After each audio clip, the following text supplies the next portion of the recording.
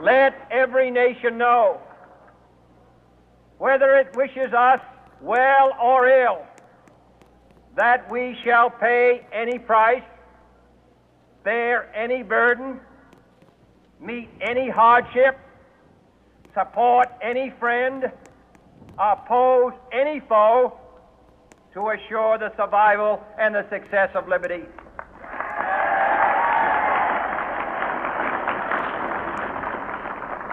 This much we pledge and more. To those old allies whose cultural and spiritual origins we share, we pledge the loyalty of faithful friends. United, there is little we cannot do in a host of cooperative ventures. Divided, there is little we can do, for we dare not meet a powerful challenge at odds and split asunder. To those new states whom we welcome to the ranks of the free, we pledge our word that one form of colonial control shall not have passed away, merely to be replaced by a far more iron tyranny. We shall not always expect to find them supporting our view, but we shall always hope to find them strongly supporting their own freedom, and to remember that in the past, those who foolishly sought power by riding the back of the tiger ended up inside.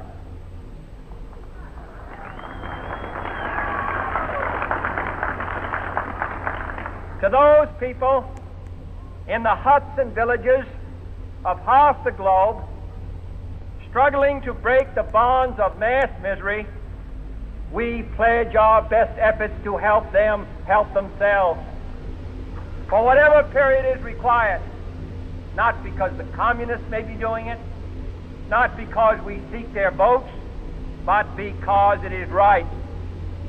If a free society cannot help the many who are poor, it cannot save the few who are rich.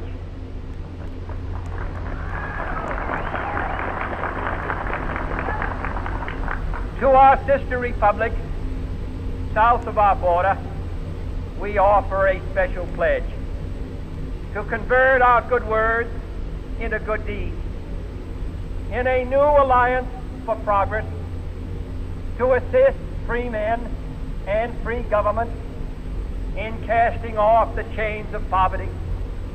But this peaceful revolution of hope cannot become the prey of hostile powers.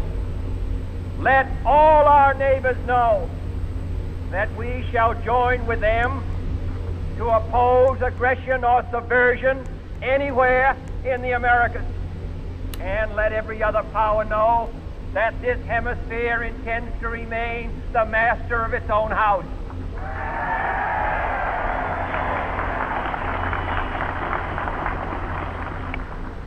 To that World Assembly of Sovereign States, the United Nations, our last best hope, in an age where the instruments of war have far outpaced the instruments of peace, we renew our pledge of support to prevent it from becoming merely a forum for invective, to strengthen its shield of the new and the weak, and to enlarge the area in which its writ may run. Finally, to those nations who would make themselves our adversary, we offer not a pledge, but a request that both sides begin anew the quest for peace. Before the dark powers of destruction, unleashed by science, engulf all humanity in planned or accidental self-destruction, we dare not tempt them with weakness, for only when our arms are sufficient beyond doubt can we be certain beyond doubt that they will never be employed. But neither can two great and powerful groups of nations take comfort from our present course, both sides overburdened by the cost of modern weapons, both rightly alarmed by the steady spread of the deadly atom, yet both racing to alter that uncertain balance of terror that stays the hand of mankind's final war. So let us begin anew, remembering on both sides that civility is not a sign of weakness, and sincerity is always subject to proof. Let us never negotiate out of fear, but let us never fear to negotiate.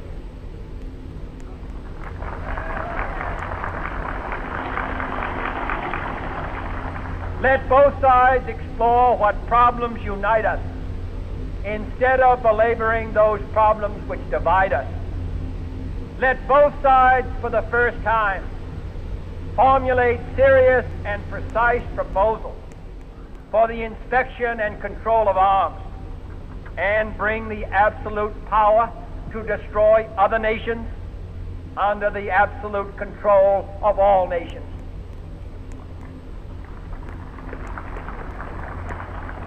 Let both sides seek to invoke the wonders of science instead of its terrors.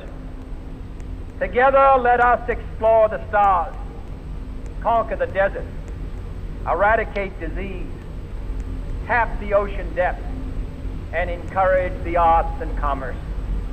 Let both sides unite to heed in all corners of the earth the command of Isaiah to undo the heavy burden and let the oppressed go free. And if a beachhead of cooperation may push back the jungle of suspicion, let both sides join in creating a new endeavor, not a new balance of power, but a new world of law, where the strong are just and the weak secure and the peace preserved.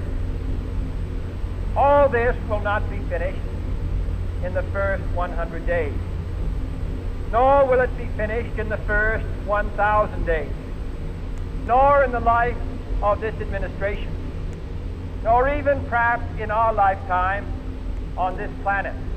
But let us begin.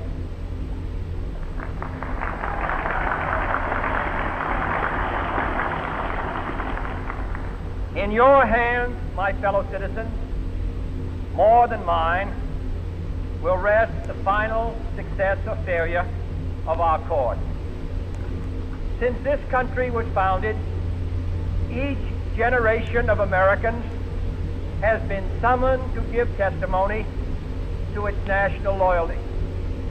The graves of young Americans who answered the call to service surround the globe. Now the trumpet summons us again.